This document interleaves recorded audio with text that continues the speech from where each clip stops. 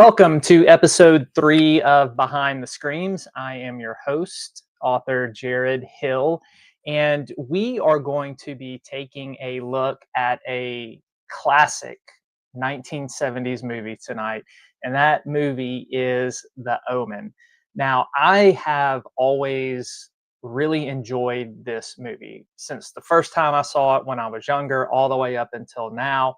It is a regular watch for me. At least once every year or two, I'm always going back and watching this movie. Now, The Omen has also given birth to 3 sequels and 1 prequel, which, if you haven't seen the first Omen, the prequel, yet, it's actually pretty good, and I would recommend you seeing it. It's much better than some of the sequels that were birthed from it. But in order to understand why this movie was so successful, because Richard Donner released this movie in 1976, and it cost, I think it was like 2.8 million to make, and then it's what it made at the box office was 60.9 million. So it was widely successful, and it also really established like the evil little kid trope in horror, and also the Antichrist trope in horror. And religion and horror has always had a connection all the way back to Bram Stoker's Dracula. But there was specifically things happening in the 1970s that caused this movie and others like it, like The Exorcist as well, to become so vastly popular. And we're going to talk about some of those things. And one of the things you may not have heard of, or you may not hear mentioned when the Satanic Panic is talked about. So I'm going to give you a little bit of a new information tonight. So I'm going to kind of draw the cultural setting, and then we're going to look at The Omen for a minute, which we probably won't spend too much time recounting the plot, because I know a lot of people have seen this movie. But what we're really going to look at the end is this idea of the Antichrist, and the specific idea that The Omen plays off of. And then, if this specific idea is what is agreed upon in Christian theology, and that specific idea, you probably figured out, is a literal Antichrist figure. So that's what we're going to do tonight for Behind the Screams. So let's go ahead and get things kicked off and talk about the cultural setting here before The Omen and also the Exorcist movies like that were released. So the late 1960s, early 70s saw a growing anxiety about the decline of traditional religion. And you had rise in the occult.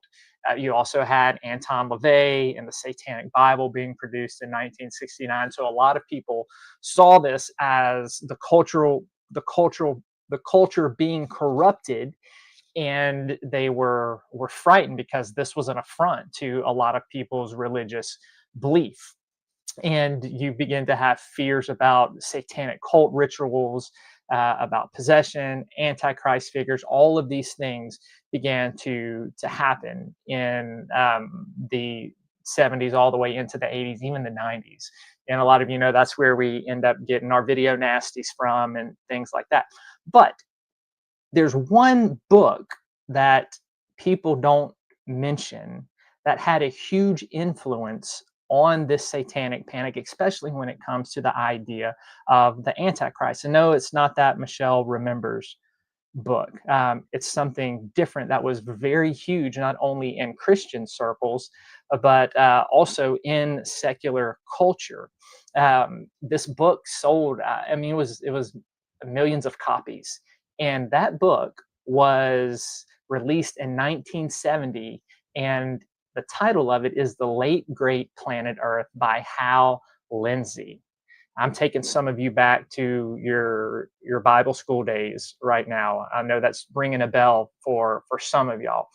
Now, this book by Hal Lindsey, if you've never read it, because I read it back when I was in high school, and it reads more like a science fiction horror novel, or a post apocalyptic horror novel, and it really kind of sounds like it should be more in line with Stephen King's The Stand than it is biblical theology. But in his book, The Late Great Planet Earth, this is really what propelled dispensational theology forward into the mainline view, and into putting it out there in front of people, and how it became so entrenched in our culture. And so, those of you not familiar with theological terms, dispensational theology is basically, if you've been to any evangelical church in the South, or you've turned on any television and you've heard them talking about the end time prophecies.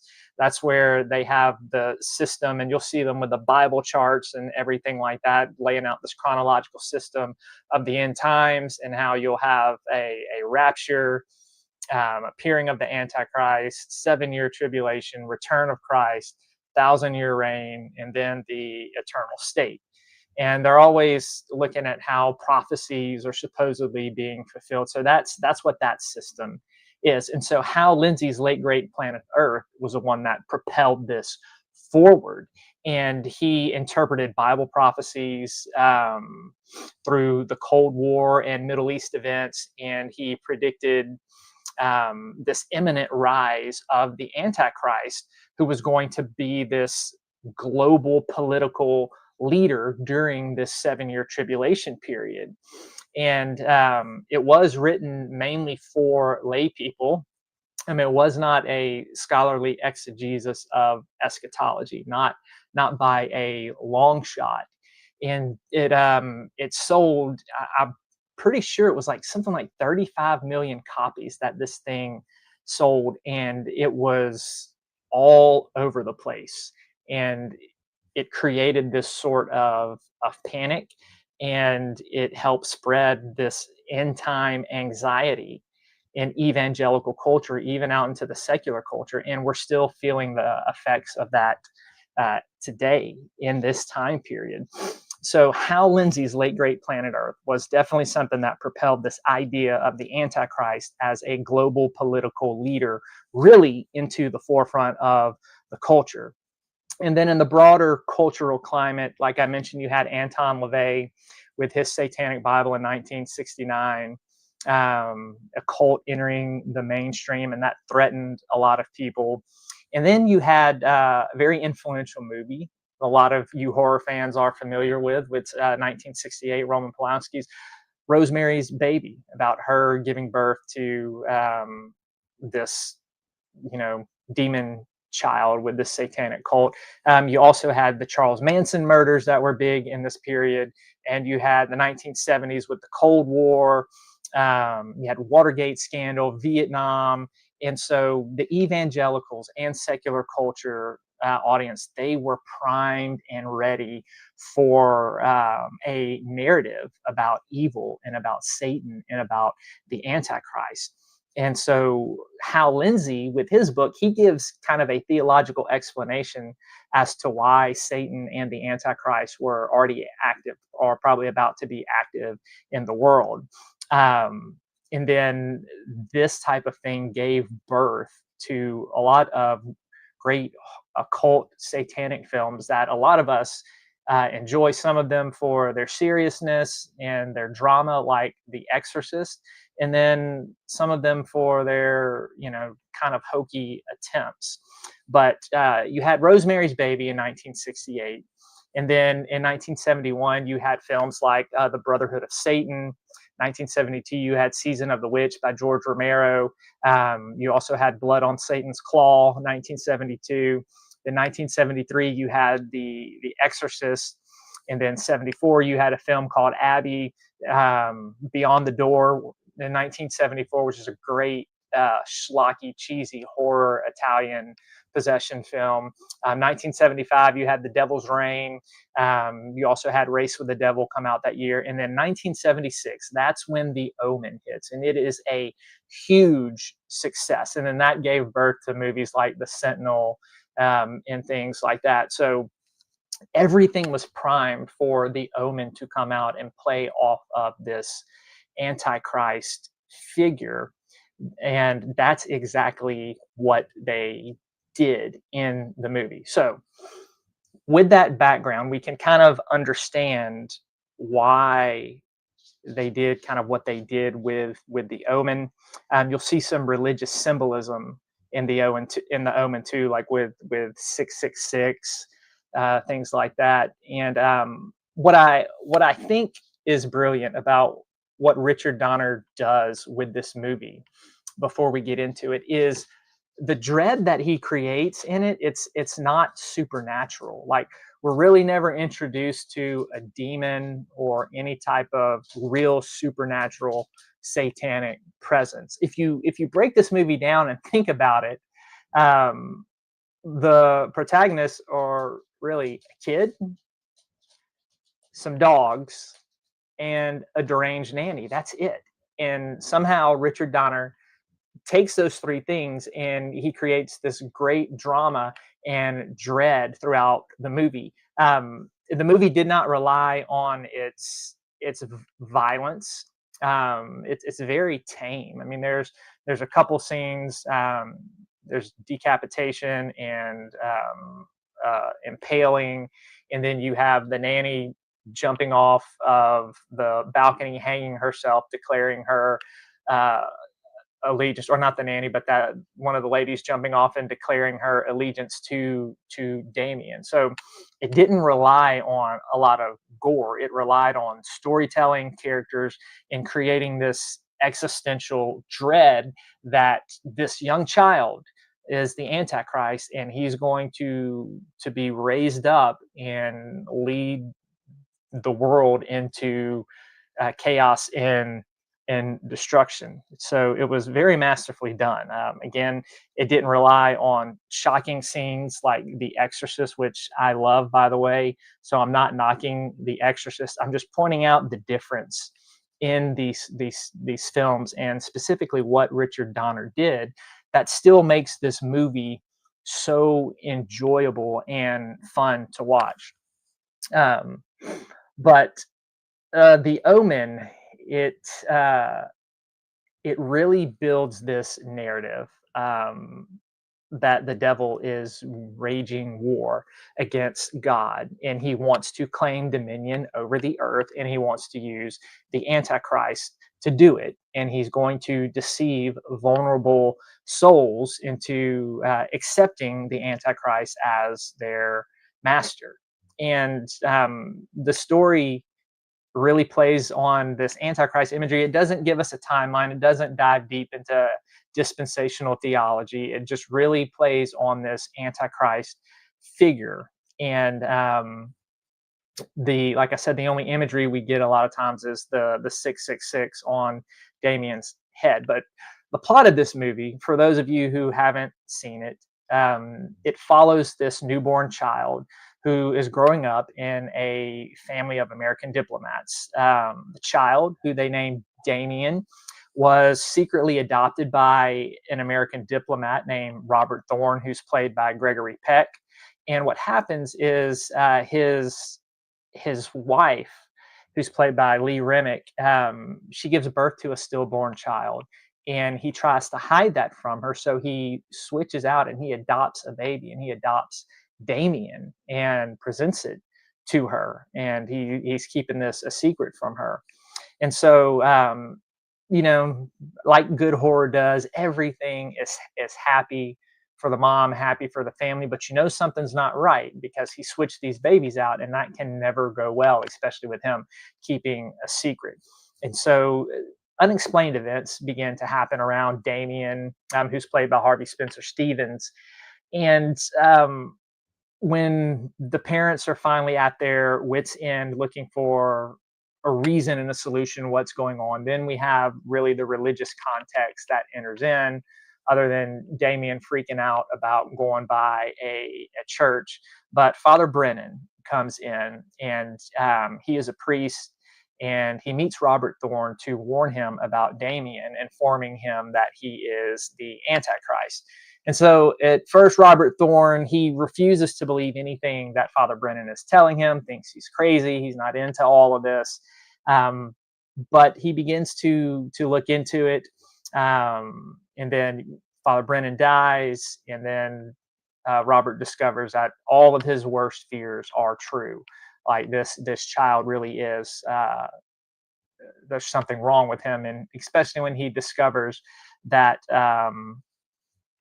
that their biological child was actually murdered, and that Damien's true mother was a jackal. Like, it sounds crazy, but it works. It works in this film.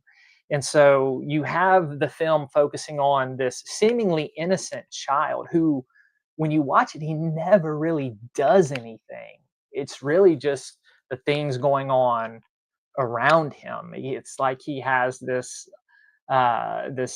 atmosphere around him that is causing things to happen. And it's the Omen and its use of Damien as this Antichrist figure that really is, you had other evil child movies in Hollywood and in cinema, but the success of the Omen and Damien and his creepiness, it really solidified that trope, and it has been built up on at all the time in horror history, in movies.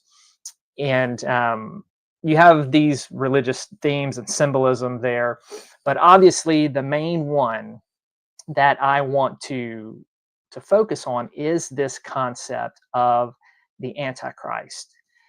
Now, the Omen presents it as the Antichrist being a literal historical figure. Dispensational theology presents it as being a literal historical figure. So when people who haven't studied church history or theology much, when they see movies like this, or they turn on the TV, or they hear certain sermons, they think that that is what the Bible teaches. Like, that's Christian theology. They all agree on that. That is not the case. The Antichrist and how it is to be interpreted has been debated all throughout church history, and it has never been agreed upon. So there's certain texts, and I'm just going to mention a few New Testament texts if you want to go back and read them. And I'm going to go through some people in church history real quick and kind of give you their spin and their idea of how they started to interpret these texts. We have really 3 to 4 main texts in the New Testament. And one of those texts is the Johannine letters in First John and in Second John. Mainly in First John, he says, "You've heard that Antichrist is coming, but I tell you now, many Antichrists are already here. Whoever does not believe, or whoever denies that Jesus Christ came in the flesh, is Antichrist." So John speaks here of many antichrists as already being present in the world, and echoing this expectation that an antichrist is to come. Now, John's main emphasis here and what he sees an antichrist is someone who denies that Christ came in the flesh. And this was really a polemic against this proto-Gnosticism. Those of you who aren't familiar with Gnosticism, there was the idea in Gnosticism and in this proto-Gnosticism that the flesh was evil and that Jesus couldn't really have been a human. He just appeared in human likeness. So John was basically calling this proto-Gnosticism, that's the context here, this proto-Gnosticism, a antichrist. The second passage of scripture that is debated is 2 Thessalonians chapter 2, where Paul describes a man of lawlessness that is going to exalt himself in the temple of God. And there's a lot of debate about that passage, and it mentions this restrainer is going to is what's holding him back. And so Paul has this idea that there is this man of lawlessness that is going to exalt himself against everything in that is God in the temple. You also have verses in Matthew 24 where it talks about the abomination of desolation that plays off of Daniel. Luke's phrase is when you see Jerusalem surrounded by armies. And so that's another thing that is debated on interpretation. And a lot of people will use that in a futuristic sense to talk about, hey, this is something that is to come, while ignoring the historical context about how this was fulfilled in the destruction of the temple. And then you have Revelation 13, which is the image of the beast that is coming up out of the sea. And you have the author of Revelation drawing on imagery from the book of Daniel. And most scholarship, modern scholarship, definitely sees this as more of something that's happening in John's day. It's in a historic setting and not specifically maybe talking about one person, more along the lines of the Roman Empire, but we'll get into that. So when we look at the New Testament, there's really not a developed idea of the Antichrist, right? You have John mentioning this type of Antichrist, and then if we understand if John is the author of Revelation, which is debated, but let's just give the fact that it is.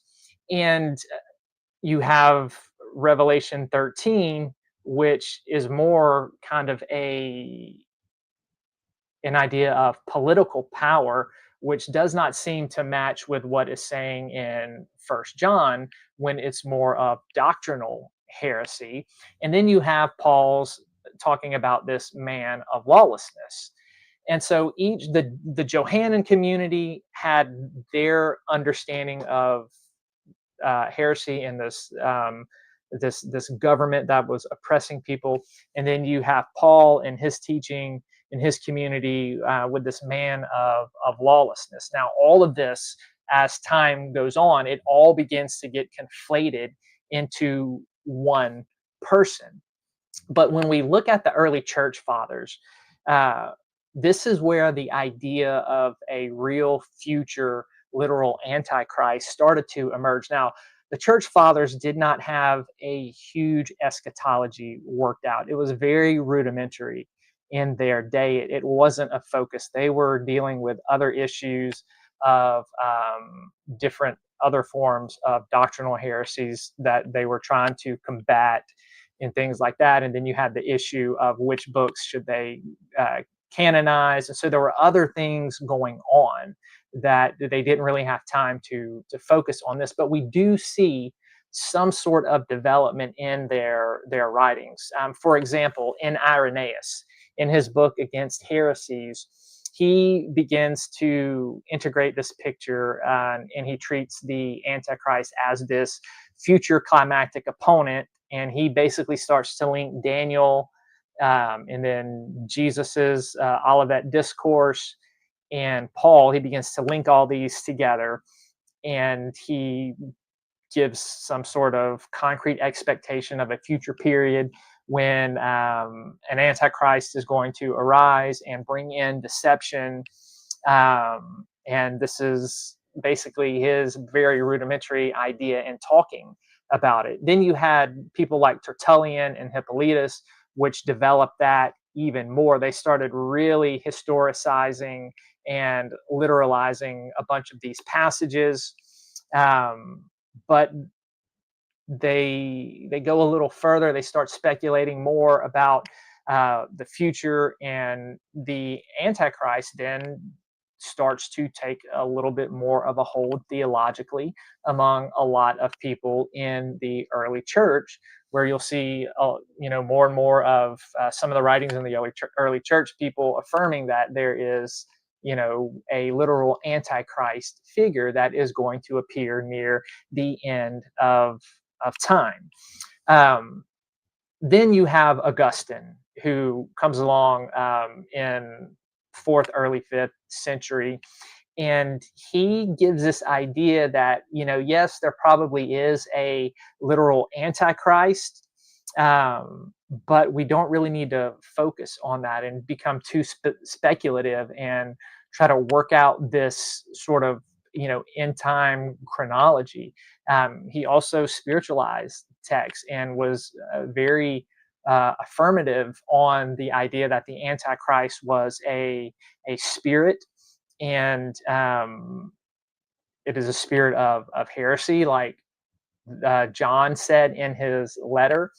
And so you see with him and his group of thought, you see this idea developing of kind of a literal sense, but also a spiritual sense. And that's really all we get in the church fathers.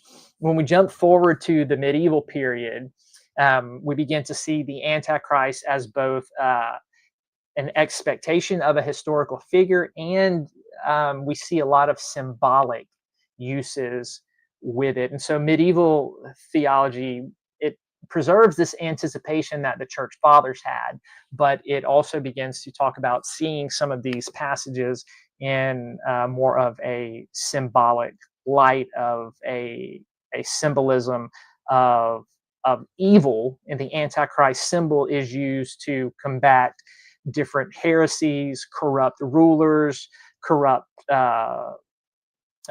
politics, corrupt governments, things of that nature.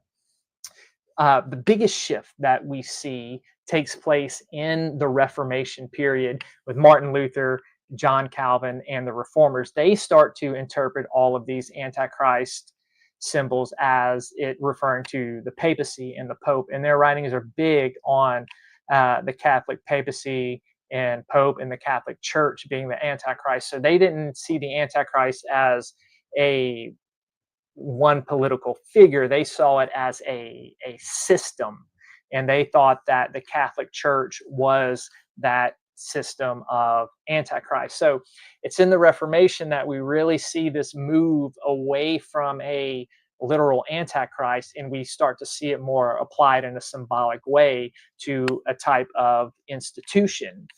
Now, when we get after the Reformation and get to modern scholarship, starting in like the 18th century and moving forward, we see a lot of different offshoots begin to develop. Now, historical critical scholars, they see all of these passages as having a fulfillment in the times of the New Testament writers. So they contextualize these texts to have reference to what is going on there in towards the middle end of the first century, and they see them primarily as symbols that are talking about things of power, local structures, also heresies. And then you have the Antiochus IV and the Nero idea with Revelation 13 and the beast. And so contemporary academic scholarship really tries to see the text in the culture that it was written in and leaves the interpretation there in the culture. When we look at evangelical scholarships, we see really kind of three lines of thought. You see the dispensational, which I've already gone over. Then you see some who are in the Reform camp, Presbyterian, where they see it more as a spirit and they see it as applied to any type of wicked government, any type of wicked institution, any type of false perversion of Christianity that seeks to bring people into deception about who Jesus is. And then you have another camp in the Reformed movement that uh, says that, yes, there's all this symbolic stuff, but they also believe in a literal Antichrist figure that will arise towards the end of the age, even though they reject the dispensational model and they reject the literal 1,000-year reign and a lot of the the prophecy charting that dispensational use, they will still hold to a, at the end of the age, there will be a literal Antichrist figure. Then you've got the Catholic Church. They basically kind of hold this same tension that those in the Reform camp do. They reject dispensational theology, but they say, yes, it is a spirit, but there's also this world leader. At some point, there will be a literal Antichrist figure that will rise up and oppose everything that is of God. And then the Orthodox Church kind of takes this both and view is as well. They see that there is a future personal Antichrist, final deceiver, while also being a present spirit of an Antichrist that can work through heresies, deceptions, oppressive governments, anything that would oppose Christ and his nature. So there hasn't been agreement on this all the way throughout church history. Now, we could say that yes, the majority view has always been that there is a literal Antichrist figure, and that would be correct. That has always been the majority view throughout church history. However, with the rise of modern scholarship and a lot of the historical things and things that we're learning about the setting of scripture and the setting of these verses, and the more we're learning about the first century, it is also uh, very possible that these things had their fulfillment then, and that there won't be this one big Antichrist leader who will rise up at the end to oppose everything that is of God, and that all that there is left is just the return of Christ. So that is also a very viable position too. And the reason I like that position is because it really seeks to understand this text in its context, in the culture, and how its first century readers would have understood it. Because what I mentioned before is a lot of times we have this concept that the scripture was written for us in 21st century Western culture, and it wasn't. It was written to these people at a certain time. Doesn't mean that we can't take these truths and apply them. But when we get into certain things like Matthew 24 and the abomination of desolation, Paul's man of lawlessness, the beast of Revelation 13, we have to first and foremost realize that these were letters written to a specific audience, and we have to understand what these things meant to them. And if there is a historical fulfillment, then that needs to be it. And that to me weighs some heavy type of evidence. So that is just a brief breakdown of the Omen, the satanic panic that led to it, uh, the idea of the Antichrist, and then just a little bit extra there for you at the end with how the Antichrist has been understood in different branches of Christianity throughout church history. So, thank you so much for tuning in and listening. We'll be back next week for Behind the Screams at 8:30. This Sunday night, I will be doing Southern Discomfort again, and we are in a series called Holy Horrors, where I am going through different supernatural and paranormal beings of the Old Testament, Second Temple Judaism, and the New Testament. So hope to see you there. Thank you.